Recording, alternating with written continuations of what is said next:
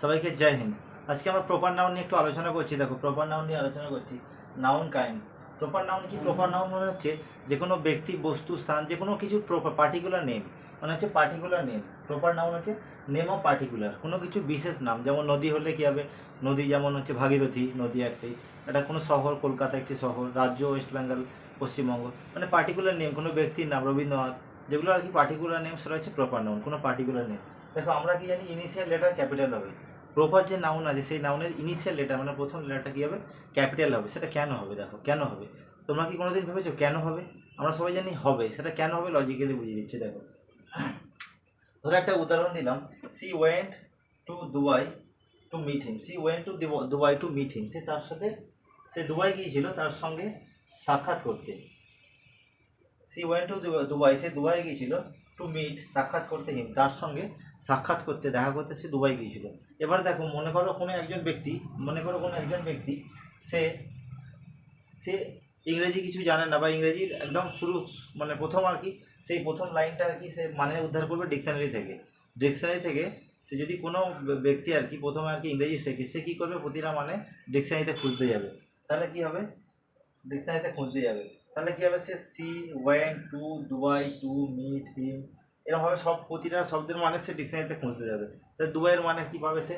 Dubai. দেখো, Dubai, এই যে দুবাই আছে, এই প্রপার নাউন কোনো একটা অলরেডি ইন্ডিকেট করা হয়ে গেছে যে প্রপার নাউন মানে হচ্ছে ফার্স্ট লেটার ক্যাপিটাল হবে।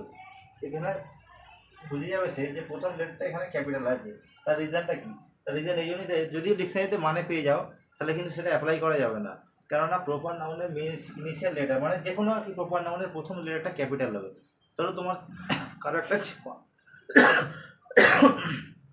একটা বাচ্চা হয়েছে আর কি, তার বাচ্চার ব্যক্তিগত স্বাধীনতা, সেই বাচ্চার কি নাম রাখবে? ব্যক্তিগত স্বাধীনতা, যেমন সে বাচ্চার নাম রাখতে পারে, কিছু একটা রাখতে পারে, ক্লিম ব্লিং, তার ব্যক্তিগত ব্যাপার। সেই নামটা কি এখানে ডিকশনারিতে খুঁজে পাওয়া যাবে? তো সেই জন্য প্রপার নাউন কী হয়েছে? প্রপার নাউনের ইনিশিয়াল লেটার ক্যাপিটাল হচ্ছে, মানে এখানে সাবধান হয়ে যাবে সবাই যে এটা প্রপার নাউন, এটাকে আর ডিকশনারিতে আলাদা করে খুঁজতে হবে না। ঠিক আছে, এটা প্রপার নাউন। ধরো মনে করো, I met Ram on Sunday.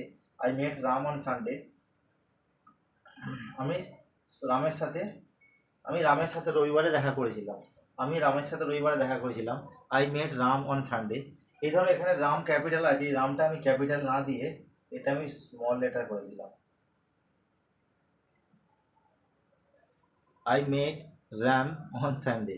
তাহলে কি হবে? আমি রবিবারে রামের সাথে দেখা করেছিলাম নাকি? আমি রবিবারে একটি ভেড়ার সাথে দেখা করেছিলাম। তাহলে দেখো, প্রপার নাউন, এই যদি আরটা ক্যাপিটাল না দিই তাহলে তার মানেটা কিন্তু ডিকশনারিতে খুঁজতে শুরু করবে। প্রপার নাউন যখন বুঝে যাবে মানুষ যে প্রপার নাউন এটা মাঝখানে ক্যাপিটাল লেটার আছে, তখন কিন্তু আর ডিকশনারিতে খুঁজবে না। তাহলে কি হবে? যদি স্মল লেটার যখনই হবে, এটা কিন্তু ডিকশনারিতে খুঁজতে যাবে, তখন কিন্তু মানে অন্য দাঁড়িয়ে যাবে। তাহলে দেখো, I met Ram on Sunday, এখানে রাম ক্যাপিটাল লেটার না দিয়ে যদি স্মল লেটার দিয়ে দিই, তাহলে রাম কিন্তু পুরুষ ভেড়া হয়ে যাবে একটা। মানে I met RAM on Sunday, আমি একটা ভেড়ার সাথে রবিবারে দেখা করেছিলাম। কাউকে যদি বলা হয় তাহলে সে বলবে, কি ভাই, কার সাথে দেখা করতে গেছিলি? ভেড়ার সাথে।